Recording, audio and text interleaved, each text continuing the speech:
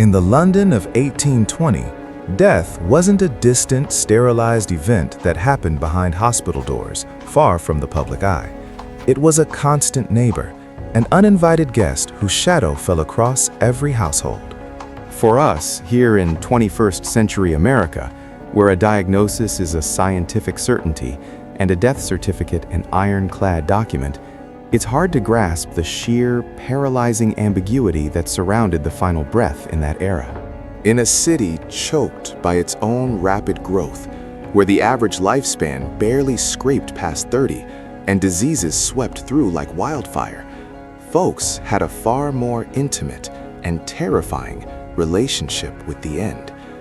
Imagine a London before modern medicine, before stethoscopes and reliable pulse checks, before the very concept of brain death. Doctors, and that's a generous term for many of them, relied on incredibly rudimentary signs: a faint heartbeat, a shallow breath, the chilling absence of movement. The line between a deep coma, a severe seizure, or simply being passed out cold and genuine expiration was blurred, often indistinguishable to the untrained, or even the best trained eye. And time was always of the essence. Bodies decayed quickly in the humid, often warm London air. Coffins were expensive. Grave plots were limited and constantly being reused. Superstition ran rampant, and the fear of disease meant swift burials were the norm. They didn't have the luxury of waiting a day or two, just to be sure. This hurried finality, combined with the lack of medical certainty, gave rise to one of the most primal and chilling fears known to man, the terror of premature burial. The idea of waking up in the suffocating darkness, encased in wood, 6 feet under the damp earth, hearing the muffled sounds of the world above, and knowing you were absolutely, utterly trapped. It wasn't just a nightmare.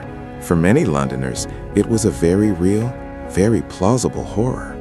Stories circulated like cholera through the crowded tenements, tales of grave diggers hearing faint scratches from beneath the earth, of coffins exhumed years later only to find scratch marks on the lid, or even bodies twisted in gruesome, desperate contortions.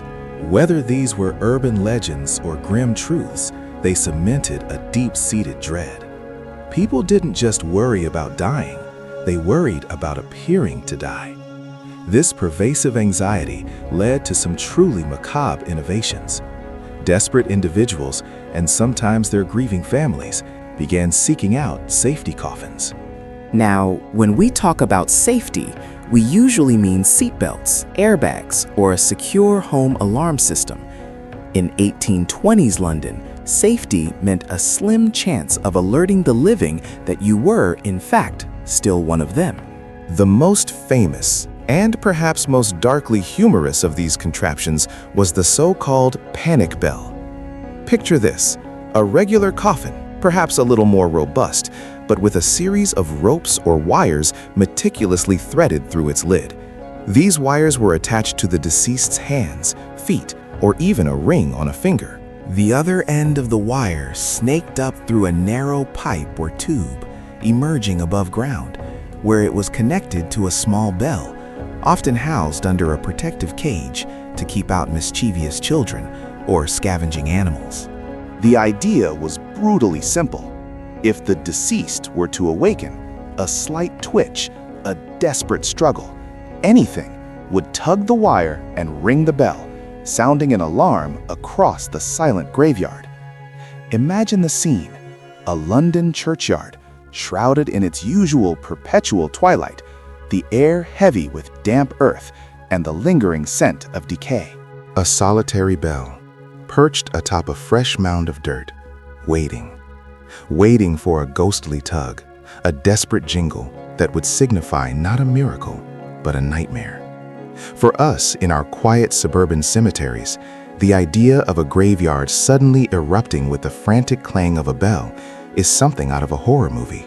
For them, it was a grim, hopeful insurance policy. Of course, these devices were far from foolproof. What if the bell was too far away to be heard over the city's constant din? What if the gravedigger was deaf, drunk, or simply not paying attention? What if a gust of wind, a curious fox, or the settling of the earth itself caused the bell to ring falsely? The thought of a spectral bell tolling in the dead of night, not for a newly awakened soul, but for nothing at all, only added another layer of eerie unease to the already overburdened London psyche. The graveyards themselves were already a testament to the city's grim reality. Overcrowded, unsanitary, and often barely covering their occupants, they were not the manicured, tranquil spaces we associate with cemeteries today. Bodies were stacked high, sometimes just inches below the surface, to make room for the next wave of disease victims. The constant digging and redigging meant that even without the panic bells, the ground was rarely still. And then there were the resurrectionists, the body snatchers, who would regularly plunder fresh graves to supply medical schools with cadavers. A premature burial might have been a horror, but at least it was a private one. To be buried alive, only to be dug up and dissected, was a compounded terror. Consider the cold, hard science of it all. In 1820, a coma could be anything from a concussion to a severe metabolic imbalance. Cases of catalepsy, where the body goes rigid and vital signs become almost imperceptible, were known. Even severe hypothermia could mimic death. Without accurate thermometers, blood pressure cuffs, or any understanding of brain activity, pronouncing someone dead was often an educated guess at best. The story of the panic bell isn't about triumph over adversity. It's about a society grappling with a terrifying uncertainty, driven by a fear so profound it manifested in mechanical, desperate solutions.